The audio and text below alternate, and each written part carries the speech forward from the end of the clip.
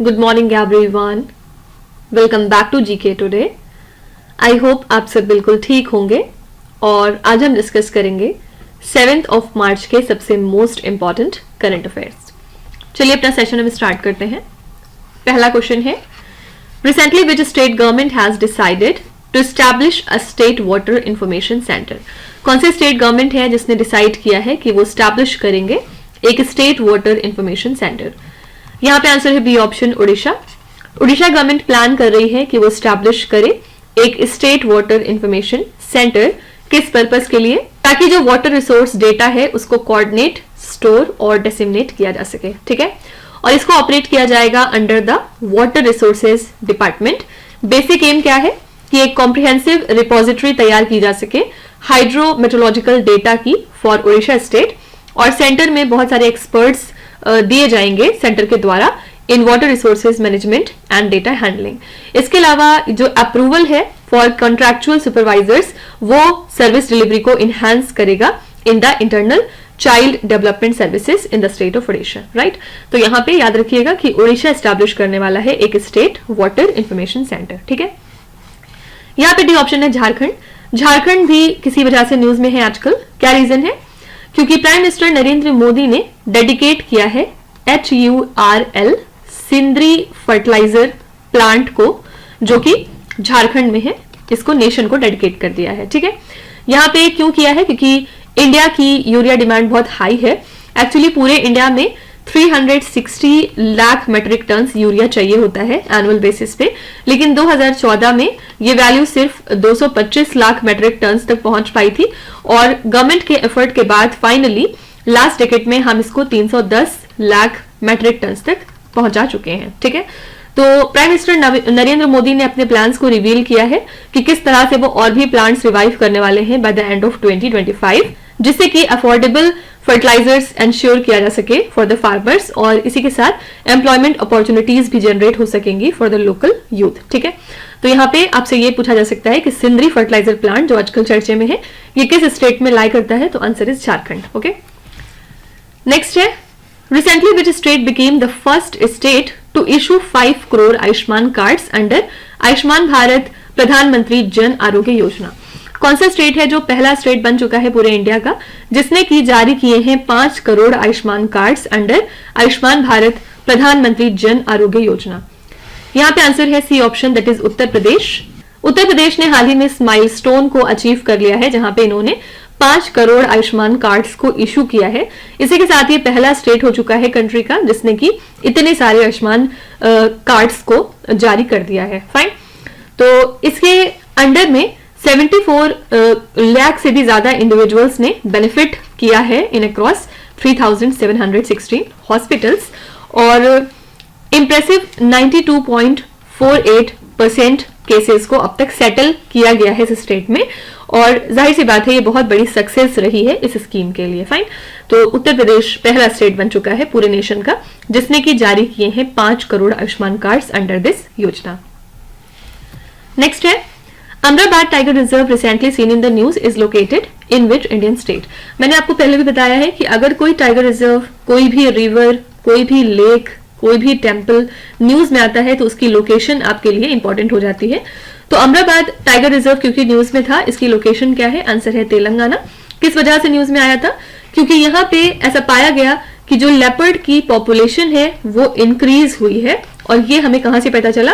As per the status of leopards in India report. ठीक है, तो ये जो टाइगर रिजर्व है ये फैला हुआ है 2611 स्क्वायर किलोमीटर्स में, और ये one of the India's largest tiger reserve है, साथ ही सेकंड लार्जेस्ट है कोल एरिया में।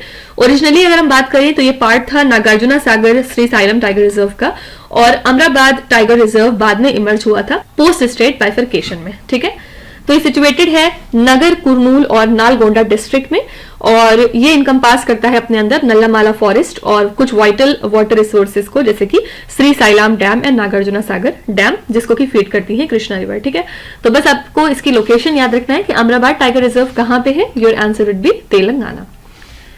नेक्स्ट है, exercise Samudra Laxman recently seen in the news is conducted between which 2 countries. ये एक्सरसाइज कहां पे हुई है आपको ये बताना है। तो ये ज्वाइंट नेवल ड्रिल है between the Indian navy and the royal Malaysian navy. ठीक है। हाल ही में कमेंस हुई थी 28 फरवरी को और खत्म हुई है 2 मार्च को, कहां पे, off the coast of Visakhapatnam. तो ये तीसरा एडिशन था जहां पे हमारी तरफ से कौन सी शिप गई थी इसमें पार्टिसिपेट करने, आईएनएस किल्टन गई थी, ठीक है। यूजुअली आपसे जो दूसरी कंट्रीज की शिप आती है वो एग्जाम में नहीं पूछी जाती हैं, सिर्फ आपसे ये पूछा जाएगा कि इंडिया की तरफ से कौन सी शिप गई थी पार्टिसिपेट करने। तो यहाँ पे प्रोफेशनल इंटरेक्शंस हुए, नॉलेज एक्सचेंज हुआ, साथ ही कुछ कोलैबोरेटिव सी ऑपरेशंस कंडक्ट किए गए। बेसिक एम क्या था कि हम बायलैटरल बॉन्ड्स को मजबूत कर सकें, कोऑपरेशन को फॉस्टर करें और इंटरऑपरेबिलिटी को इनहांस करें बिटवीन द टू नेवीज, ठीक है। तो एक्सरसाइज समुद्र लक्ष्मण कौन सी दो कंट्रीज के बीच में होने वाली एक्सरसाइज है? Answer is India and Malaysia. India की तरफ से कौन सी शिप गई थी पार्टिसिपेट करने? तो आंसर इज आईएनएस किल्टन। देखिए इसके अलावा 66th network planning group meeting हाल ही में हुई है नई दिल्ली में और इसको चेयर किया एडिशनल सेक्रेटरी ऑफ डीपीआईआईटी ने, यानी कि department for promotion of industry and internal trade ने। यहाँ पे 3 प्रोजेक्ट्स को एग्जामिन किया गया from the ministry of road transport and highways और साथ ही 2 प्रोजेक्ट को एग्जामिन किया गया from the ministry of railways. Fine. तो integrated multi modal NPG oversee करता है यूनिफाइड प्लानिंग एंड इंटीग्रेशन को फॉर कनेक्टिविटी इंफ्रास्ट्रक्चर मिनिस्ट्री, जहां पे आप फैसिलिटेट करते हैं स्टेक होल्डर इंटरेक्शन को और इसके थ्रू ये डिपार्टमेंट्स को गाइड करते हैं इकोनॉमिक जोन्स को क्रिएट करने में, साथ ही कनेक्टिविटी इंफ्रास्ट्रक्चर को बढ़ाने में। और ये अलाइन करता है with the national master plan objective, जिसमें हमारा प्लान क्या है कि हम डिसरप्शंस को मिनिमाइज कर सकें और एफिशिएंसी को इनहांस कर सकें नेशनल इंफ्रास्ट्रक्चर प्रोजेक्ट्स में, ठीक है। तो आपसे बस वेन्यू पूछा जा सकता है कि जो 66 नंबर की मीटिंग थी नेटवर्क प्लानिंग ग्रुप की, ये कहां पे हुई है? तो आंसर इज नई दिल्ली, ठीक है। नेक्स्ट है according to the status of leopards in India 2022 report, जिसके बारे में हमने पीछे बात करी है। Which state has the largest population of leopards? सबसे ज्यादा लेपर्ड्स किस स्टेट में मौजूद है, आपको ये बताना है। तो इनके मुताबिक लेपर्ड पॉपुलेशन जो है वो इंक्रीज हुई है ओवरऑल टू 13,874, क्योंकि 2018 में ये वैल्यू थी 12,852, ठीक है। और ये वेरियस रीजन्स में पाए जाते हैं, इंडिया, नेपाल, भूटान और इसके अलावा पाकिस्तान के भी कुछ हिस्सों में, और सबसे ज्यादा ये सेंट्रल इंडिया और ईस्टर्न घाट्स में पाए जाते हैं और इसके बाद सेकेंड नंबर पे वेस्टर्न घाट्स में, ठीक है। और अगर हम ओवरऑल स्टेट डिस्ट्रीब्यूशन की बात करेंगे तो सबसे ज्यादा लेपर्ड्स मौजूद हैं मध्य प्रदेश में, क्योंकि मध्य प्रदेश में फिलहाल कितने लेपर्ड्स पाए गए हैं? 3,907 लेपर्ड्स। सेकेंड नंबर पे इसमें आता है महाराष्ट्र, महाराष्ट्र में है 1,985। थर्ड पे है इसमें कर्नाटका, इनके पास है 1,879 और फोर्थ नंबर पे है तमिलनाडु विथ 1,070 लेपर्ड्स, ठीक है। तो यहाँ पे बस आपको टॉप 3 याद रखना है, Madhya Pradesh, Maharashtra and Karnataka, okay. And ये किसके अकॉर्डिंग है, किसके रिगार्डिंग है? Status of leopards in India की रिपोर्ट के मुताबिक, ठीक है। देखिए यहाँ पे एक और न्यूज कवर कर लेते हैं साइडलाइन में। प्राइम मिनिस्टर नरेंद्र मोदी ने लॉन्च किया है इंडिया का पहला इंडिजिनस हाइड्रोजन फ्यूल सेल फेरी, जिसको की बिल्ड किया था कोचिन शिपयार्ड्स लिमिटेड ने। कहां पे ऑपरेट इसको कराया जाएगा? वाराणसी सिटी में, ठीक है। तो हाइड्रोजन फ्यूल सेल सिस्टम को डेवलप किया केपीआईटी टेक्नोलॉजीज ने in collaboration with council of scientific and industrial research labs, और इस इनिशिएटिव को किया जा रहा है अंडर हरित नौका, ठीक है। याद रखिएगा कौन सा इनिशिएटिव है ये? हरित नौका यानी कि ग्रीन बॉट, और इसको लीड कर रहे हैं ministry of ports, shipping and water veg.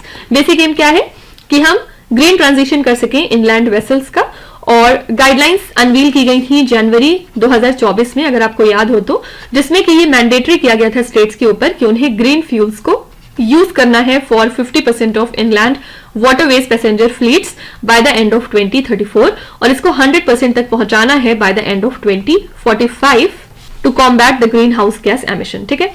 तो अगर इन केस आपसे पूछा जाए कि इंडिया की पहली indigenously developed hydrogen fuel cell ferry को डिप्लॉय किया गया फॉर सर्विस किस जगह पे, यानी कि यूपी के किस सिटी में? तो answer is Varanasi, okay. Next है what is the theme of the national birth defects awareness month 2024? इस मंथ के लिए थीम क्या रखी गई है, आपको ये बताना है। देखिए डॉक्टर वी के पॉल, इनका नाम आपको पता होगा, ये कौन है? ये मेंबर है नीति आयोग में। इन्होंने लॉन्च किया national birth defect awareness month को, जहां पे इन्होंने एम्फेसाइज किया है प्रधानमंत्री जन आरोग्य योजना के इंपॉर्टेंट रोल को, कि किस तरह से इसने अपना एक योगदान दिया है चाइल्ड हेल्थ को इंप्रूव करने में, और इस स्कीम के थ्रू कवर किया गया half of India's health and साथ ही कॉम्प्लीमेंट किया गया एग्जिस्टिंग राष्ट्रीय बाल स्वास्थ्य कार्यक्रम को, ठीक है। इसके लिए थीम रखी गई थी breaking barriers, inclusive support for children with birth defect. Basic aim क्या था कि हम अवेयरनेस क्रिएट कर सकें about its prevention, early identification यानी कि बहुत ही कम स्टेज पे इसको आइडेंटिफाई किया जा सके और टाइमली इसको हम मैनेज कर सकें ताकि इस तरह के बर्थ डिफेक्ट से बच्चे छुटकारा पा सकें। ठीक है, तो थीम क्या रखी गई इसके लिए? आंसर है breaking barriers, inclusive support for children with birth defect. देखिए इसके अलावा यहाँ हम पोषण उत्सव की भी बात कर लेते हैं। तो ministry of women and child development ने ऑर्गेनाइज किया था पोषण उत्सव को, जिससे कि हम गुड न्यूट्रिशन बिहेवियर को प्रमोट कर सकें और मेल न्यूट्रिशन को एड्रेस कर सकें इंडिया के अंदर। तो यूनियन मिनिस्टर स्मृति ईरानी और बिल गेट्स ने भी इस इवेंट में शिरकत की थी और इसी दौरान पोषण उत्सव बुक को लॉन्च किया गया।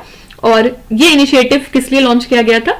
जिससे कि एंशिएंट न्यूट्रिशन ट्रेडिशंस को रिवाइव किया जा सके, इंटर जनरेशनल लर्निंग को इनकरेज किया जा सके और इंडिया की क्यूलिनरी हेरिटेज को हम अप्रिशिएट कर सके वाइल कॉम्बैटिंग मेल न्यूट्रिशन। ठीक है, तो बस आपको सिंपली पूछा जा सकता है कि पोषण उत्सव जो आजकल चर्चे में है ये किस मिनिस्ट्री के द्वारा ऑर्गेनाइज किया गया? आंसर है ministry of women and child development.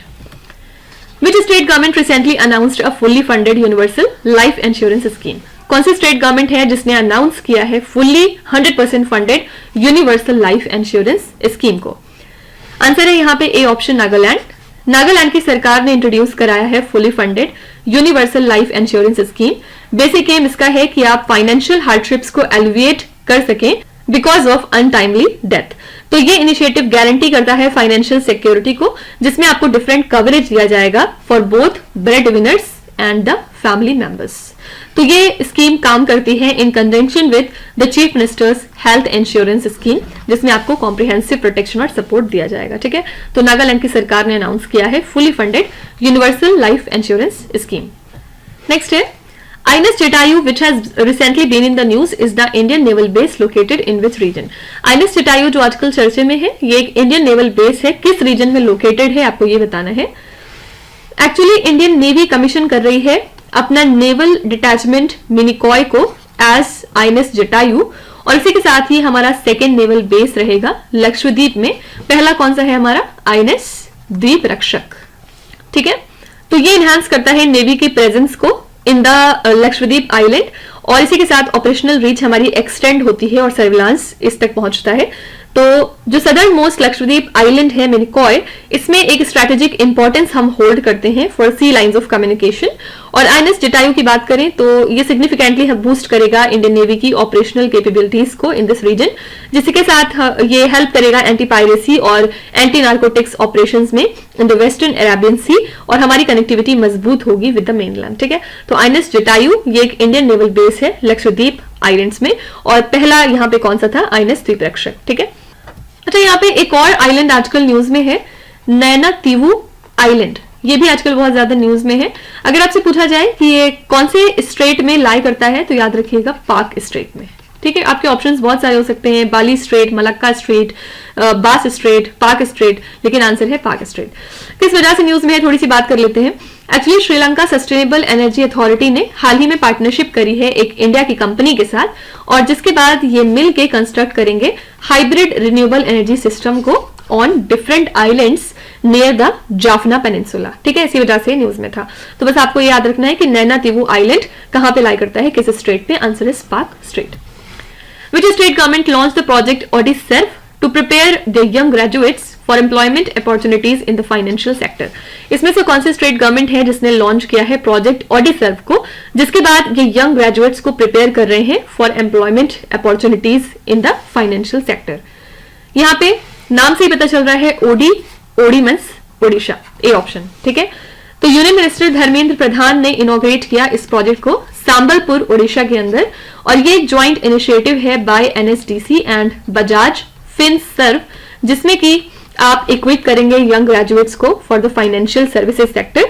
इसको लॉन्च किया गया था गंगाधर मेहर यूनिवर्सिटी में और ये प्रोग्राम क्या टारगेट करता है कि जो भी फर्स्ट जनरेशन कॉलेज स्टूडेंट्स हैं उन्हें 100 आवर्स की ट्रेनिंग दी जाए थ्रू बजाज फिनसर्व और इनिशियली 60 कॉलेजेस में इसको लॉन्च किया जाएगा इन अक्रॉस 11 सिटीज ऑफ ओडिशा। और इस इनिशिएटिव का बेसिक पर्पस है कि वो बाद में 22 स्टेट्स तक एक्सपैंड कर सके और जहां पे लगभग 400 कॉलेज को कवर किया जाएगा और जिससे कि स्किल डेवलपमेंट में काम होगा फॉर एम्प्लॉयमेंट अपॉर्चुनिटीज। ठीक है, तो यहाँ पे आंसर है A option Odisha. Recently, Coal India Limited signed a memorandum of understanding with which institutes to support PM's गति शक्ति मिशन। कोल इंडिया लिमिटेड ने हाल ही में कौन से 2 इंस्टीट्यूट के साथ एक MOU साइन किया है, जिसके बाद ये सपोर्ट कर रहे हैं PM गति शक्ति मिशन को? तो कोल इंडिया लिमिटेड ने ये MOU साइन किया है IIM मुंबई और IIM संबलपुर के साथ अंडर द प्रधानमंत्री गति शक्ति नेशनल मास्टर प्लान, और यूनियन मिनिस्टर पीयूष गोयल ने विटनेस किया इस साइनिंग को। इसको अटेंड किया था कोल इंडिया के चेयरमैन PM प्रसाद ने भी, और इस कोलैबोरेशन का बेसिक एम है कि हम मल्टी मॉडल कोल ट्रांसपोर्टेशन इंफ्रास्ट्रक्चर को एनहांस कर सके, इकोनॉमिक ग्रोथ को एम्फसाइज किया जा सके और एनवायरमेंटल सस्टेनेबिलिटी पे काम किया जा सके। ठीक है, तो इस पार्टनरशिप के थ्रू इंडस्ट्री एक्सपर्टीज को मर्ज किया जाएगा विद एकेडमिक एक्सेलेंस, जहां पे एक सिग्निफिकेंट बूस्ट प्रॉमिस किया गया है लॉजिस्टिक एफिशिएंसी में। ठीक है, तो कोल इंडिया लिमिटेड ने इस पर्पज के लिए 2 किस इंस्टीट्यूट के साथ ये कोलैबोरेशन साइन किया है? आंसर है IIM Mumbai and IIM Sambalpur. Next है चपचार कुट festival recently seen in the news is celebrated in which Indian state? ये फेस्टिवल कहां पे मनाया जाता है, आपको ये बताना है। आंसर है यहाँ पे बी ऑप्शन मिजोरम, और इसको सेलिब्रेट किया गया असम राइफल्स ग्राउंड में इन एजोल, जहां पे वाइब्रेंट मिजो ट्रेडिशंस को शोकेस किया गया विथ चरौ एंड चाई डांसेस। ठीक है, ये बेसिकली एक तरह का स्प्रिंग फेस्टिवल है आप कह सकते हैं, और इसमें लोग जो है फोक डांसेस और सॉन्ग्स वगैरह ऑर्गेनाइज करते हैं। तो ये ऑब्जर्व किया जाता है annually in the month of March, जहां पे हाईलाइट की जाती है rich cultural heritage of the Mizo community in this celebration. ठीक है, तो अगर आपसे पूछा जाए चामचर कुट फेस्टिवल कहां मनाया जाता है, your answer is Mizoram. Which day celebrated as world wildlife day? World wildlife day हम सेलिब्रेट करते हैं 3rd of मार्च को, और इस दिन हम एम्फेसिस डालते हैं किस तरह से हमें ग्लोबल बायोडाइवर्सिटी को सेफगार्ड करने की जरूरत है। इस साल की अगर हम थीम की बात करेंगे तो थीम हमने रखी थी कनेक्टिंग पीपल एंड प्लैनेट। ठीक है, इसके थ्रू हाईलाइट होता है रोल ऑफ टेक्नोलॉजी कि किस तरह से कंजर्वेशन एफर्ट्स में रोल प्ले करते हैं, और इस दिन हम कोशिश करते हैं कि लोगों की अटेंशन आ सके towards innovative digital solutions for wild life preservation. ठीक है, तो 2 बातें याद रखिएगा, वर्ल्ड वाइल्ड लाइफ डे हम मनाते हैं 3rd of मार्च को, थीम थी इस साल की connecting people and planet. Recently, Financial Intelligence Unit India has imposed a penalty of 5.49 crore rupees on which one of the following payment bank? FIU यानी कि फाइनेंशियल इंटेलिजेंस यूनिट इंडिया ने penalty इतनी लगाई है किस पेमेंट बैंक के ऊपर, आपको ये बताना है। तो कुछ दिनों पहले RBI ने जिस पेमेंट बैंक के ऊपर पेनल्टी लगाई थी उसी के ऊपर FIU ने भी लगा दी है, पेटीएम पेमेंट्स बैंक। किस वजह से? For breaching the prevention of money laundering act. ठीक है, तो ऐसा मानना है इनका कि बैंक का रोल है इन सपोर्टिंग द इलीगल एक्टिविटीज, जैसे कि ऑनलाइन गैम्बलिंग हो गया, फंड्स को मिसहैंडल करना हो गया, ये सारी चीजें। और FIU इंडिया जो है ये इनिशिएट करता है पेनल्टी को बिकॉज ऑफ अ रिव्यू जो कि प्रॉम्प्ट हुआ था by the law enforcement agencies information on the banks involvement, कि बैंक इन्वॉल्व था कहीं ना कहीं इलिसिट प्रैक्टिसेस में। ठीक है, तो यही रीजन है कि FIU इंडिया ने इतना अमाउंट की पेनल्टी लगाई है on the Paytm payments bank limited. Fine. देखिए, इसके अलावा एक और फिगर का क्वेश्चन याद रखिएगा। यूनियन कैबिनेट जो कि लीड करते हैं हमारे प्राइम मिनिस्टर नरेंद्र मोदी, इन्होंने अप्रूव किया है PM सूर्य घर मुफ्त बिजली योजना को, और इसके लिए टोटल आउटले तैयार किया गया है 75,021 करोड़ रुपीस का। ठीक है, इस स्कीम का बेसिक पर्पज है कि रूफटॉप सोलर पैनल्स को रीइंस्टॉल किया जा सके 1 करोड़ हाउस होल्ड्स में, और फ्री इलेक्ट्रिसिटी उन तक पहुंचाई जाए up to 300 units per month. Okay, तो इस स्कीम में बहुत सारी चीजें हैं, जैसे कि 1 टाइम बजटरी सपोर्ट दिया जाएगा 150 करोड़ रुपीस का अगले 5 सालों के लिए। साथ ही सेंट्रल फाइनेंशियल असिस्टेंस दी जाएगी 60% ऑफ द सिस्टम कॉस्ट को फॉर द 2 किलोवाट सिस्टम्स, और 40% of the additional system cost को for the systems between 2 to 3 kilowatt capacity, और सब्सिडी दी जाएगी 30 to 60,000 rupees for an average monthly electricity consumption of 0 to 150 units.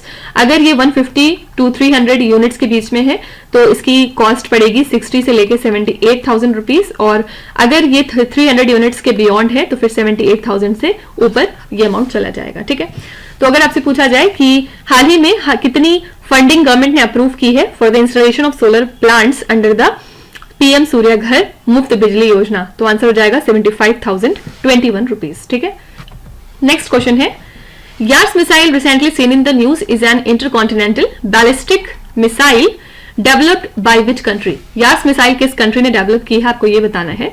यहाँ पे answer है A option Russia. Russia की defence ministry ने confirm किया है कि उन्होंने सक्सेसफुल टेस्ट कंडक्ट कर लिया है RS-24 yards intercontinental ballistic nuclear missile का। इसको रशिया ने डेवलप किया और ये एक थर्मो न्यूक्लियर आर्म्ड ICBM है जिसकी रेंज है लगभग 12,000 किलोमीटर और ये टारगेट कर सकती है ओवर 11,000 किलोमीटर्स अवे। ठीक है, तो ये कैरी करते हैं अपने साथ मल्टीपल इंडिपेंडेंटली टारगेटेबल वॉरहेड्स को और इनको डिजाइन किया गया है ताकि मल्टीपल री एंट्री व्हीकल्स को डिप्लॉय किया जा सके फॉर इंडिपेंडेंट टारगेटिंग, जिससे कि स्ट्रेटेजिक कैपेबिलिटीज हमारी इनहैंस होंगी। ठीक है, तो यास मिसाइल किस कंट्री ने डेवलप की है? Your answer is Russia. ठीक है, इसके अलावा इंडियन नेवी ने डिसाइड किया है कि वो कमीशन करेंगे MH-60R सी हॉक को। ये क्या चीज है? ये एक मैरीटाइम वेरिएंट है ब्लैक हॉक हेलीकॉप्टर का, जिसके बारे में आपने सुना होगा। ठीक है, तो सी हॉक जो है वो डेफिनेटली इनहैंस करेगा नेवी की मैरीटाइम पावर्स को with roles like anti submarine warfare, ये सब चीजें। तो बस आपसे ये पूछा जा सकता है कि MH-60R सी हॉक क्या चीज है? तो ये मैरीटाइम वेरिएंट है ब्लैक हॉक सी हेलीकॉप्टर की। ठीक है, Aditya scheme recently seen in the news is associated with which sector? Aditya scheme किस सेक्टर से रिलेटेड है? यहाँ पे आंसर है डिफेंस सेक्टर। हमारे डिफेंस मिनिस्टर कौन है? राजनाथ सिंह। आदित्य का फुल फॉर्म क्या होता है? Acing development of innovative technologies with iDEX. ठीक है, आईडेक्स ये होता है और नई दिल्ली में इसको लॉन्च किया गया है, जिसके अंतर्गत 750 करोड़ रुपीज अब तक एलोकेट किए गए हैं for the time period of 2023 to 24 up to 2025 to 26। Fine, तो इसको ऑपरेट किया जा रहा है अंडर द आईडेक्स फ्रेमवर्क और ये स्कीम सपोर्ट करती है स्टार्टअप्स को, जहां पे ग्रांट दिए जाते हैं up to 25 crore rupees for defence technology research. तो अदिति का एम क्या है कि 30 डीप टेक क्रिटिकल टेक्नोलॉजीज को हम डेवलप कर सकें, साथ ही यूथ इनोवेशन को फॉस्टर कर सकें और आर्म्ड फोर्सेज नीड्स को एड्रेस कर सकें with 17 challenges in its inaugural edition। ठीक है, तो आदित्य स्कीम किस सेक्टर से रिलेटेड है? Your answer is defence sector. Recently, which ministry has been honored with the award for best performance in accounts during the financial year 2023 to 24? इस दौरान किस ministry को ऑनर किया गया है with the award for best performance in accounts? यहाँ पे answer है C option, ministry of information and broadcasting. इनको बेस्ट परफॉर्मेंस इन अकाउंट्स का अवार्ड दिया गया है और कब दिया गया? On the 48th foundation day of the Indian civil account service. ठीक है, तो यहाँ पे मिनिस्ट्री ने शोकेस किया अपनी एक्सेप्शनल एफिशिएंसी और डिलीजेंस को अकाउंटिंग प्रैक्टिसेस में। यही रीजन है कि इनको इस अवार्ड से नवाजा गया। ठीक है, तो आंसर है C option, ministry of information and broadcasting. Next है Indiramma housing scheme recently seen in the news is associated with which Indian state? ये स्कीम किस स्टेट से रिलेटेड है? Your answer is Telangana, that is D option. यहाँ के chief minister है रेवंत रेड्डी और इन्होंने इस स्कीम को लॉन्च किया है। कब ये स्टार्ट हो जाएगी लागू होना? 11 मार्च से। टारगेट क्या है? Economic empowerment by offering housing solutions सभी अंडर प्रिविलेज्ड सेगमेंट को। ठीक है, तो इनिशियल फेज में इसके 3500 हाउसेस पर असेंबली कॉन्स्टिट्यूएंसी अप्रूव किए गए हैं, जहां पे बहुत सारे रेसिपिएंट्स को बेनिफिट पहुंचेगा और लैंड ओनर्स रिसीव करेंगे 5 लाख रुपए अपने प्लॉट्स को बिल्ड करने के लिए और जो भी होमलेस लोग हैं उन्हें सेम अमाउंट यानी कि 5 लाख रुपए मिलेंगे अलॉन्ग विद अ प्लॉट जहां पे वो अपने घर को बनवा सकते हैं। ठीक है, तो ये जो इंदिरम्मा हाउसिंग स्कीम है किस स्टेट की है? Answer is Telangana. नेक्स्ट है what is the theme of world hearing day 2024? इसकी थीम क्या है? सबसे पहले इसको हम ऑब्जर्व कब करते हैं? 3 मार्च को, और इस दिन हम एड्रेस करते हैं हियरिंग लॉस के ग्लोबल इशू को। इस साल की थीम वर्ल्ड हेल्थ ऑर्गेनाइजेशन ने सेट की थी, क्या थी? Changing mindset, let's make year and hearing care a reality for all. ठीक है, तो ये बेसिकली एक दिन होता है जब हम बात करते हैं इसके बारे में और कुछ प्रिवेंटेटिव मेजर्स को लेने की बात करते हैं, ट्रीटमेंट क्या हो सकता है उसकी बात करते हैं। तो ओवरऑल इंडिविजुअल्स को एनकरेज किया जाता है कि वो अपनी हियरिंग को प्रोटेक्ट करें और हेल्प करें सभी हियरिंग रिलेटेड कंसर्न्स को और हेल्प सीक करें फॉर हियरिंग रिलेटेड कंसर्न। ठीक है, तो 2 बातें याद रखिएगा। वर्ल्ड हियरिंग डे हम मनाते हैं 3 मार्च को। थीम थी इस साल की changing mindset, let's make year and hearing care a reality for all. ठीक है, REC Limited has signed an agreement with which organization to aid in the education of approximately 75,500 children in the Siddharthnagar UP? तो REC Limited ने collaborate किया है इस purpose के लिए यूनिसेट के साथ। फुल फॉर्म क्या है? Unit of science and educational development, जहां पे ये कंट्रीब्यूट कर रहे हैं 9.91 crore rupees through REC foundation, जिसके बाद 75,500 चिल्ड्रन को एजुकेट किया जाएगा सिद्धार्थनगर यूपी में।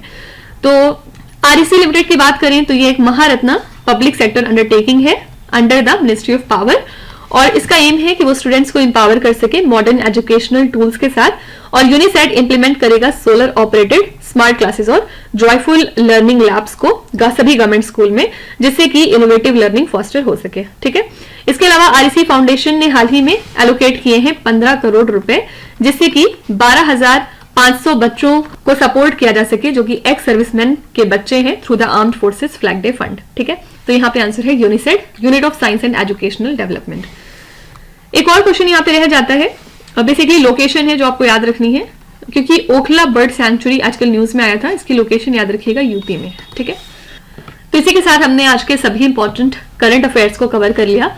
सबसे पहले मैं आपको थैंक यू बोलना चाहती हूँ कि आप मेरे साथ इतना पेशेंट रहते हैं, क्योंकि 3 दिन हमने क्लासेस मिस किए तो इधर बीच हम क्वेश्चंस बहुत ज्यादा प्रैक्टिस कर रहे हैं, लेकिन बेसिक पर्पस हमारा यही है कि कोई भी क्वेश्चन मिस ना होने पाए। अदरवाइज ऐसा ना हो कि एग्जाम में आप गए और कोई क्वेश्चन आपको नया दिखा तो आप पैनिक कर गए। तो इसीलिए मैं कोशिश कर रही हूँ हर छोटे से छोटे क्वेश्चन को यहाँ पे इंक्लूड करने की, और यही रीजन है कि हम अपना रिवीजन फिलहाल नहीं कर पा रहे हैं। सैटरडे तक हम लोग इसी फॉर्मेट में क्लासेस को कंटिन्यू करेंगे और फिर मंडे से हम लोग वापस रिवीजन को इंस्टॉल करेंगे। ठीक है, चलिए फिर आपके क्विज पे चलते हैं, जहां पे स्क्रीन पे आपको 5 क्वेश्चंस दिखाई दे रहे होंगे। ये क्वेश्चंस ऑलरेडी हम पीछे कहीं ना कहीं डिस्कस कर चुके हैं। यहाँ पे आपको वीडियो को पॉज करना है, हर क्वेश्चन को ध्यान से पढ़ना है, और इसमें से आपको जितने भी आते हैं आप उनका जवाब कमेंट्स में मेंशन कर सकते हैं, और जो नहीं आते उसके लिए बिल्कुल भी परेशान होने की जरूरत नहीं है। विथ टाइम डेफिनेटली आपका स्कोर इंप्रूव करेगा, बस आपको हमारे साथ कंसिस्टेंट और परसिस्टेंट रहने की जरूरत है। So that's it for today. I hope you have like the session. आज का सेशन आपको कैसा लगा आप जरूर बताइएगा कमेंट्स में। साथ ही साथ आपका कोई भी रिव्यू है, फीडबैक है या फिर सजेशन है तो वो भी आप हमें बता सकते हैं। हमें जानकर खुशी होगी और हम पूरी कोशिश करेंगे उसको इम्प्लीमेंट करने की। तो कल फिर हम मिलेंगे सेम टाइम सेम जगह कल के करंट अफेयर्स के साथ। Till then stay tuned. Thank you so much for watching and please do not forget to subscribe to GK Today. With this, Meenu Satsana signing off.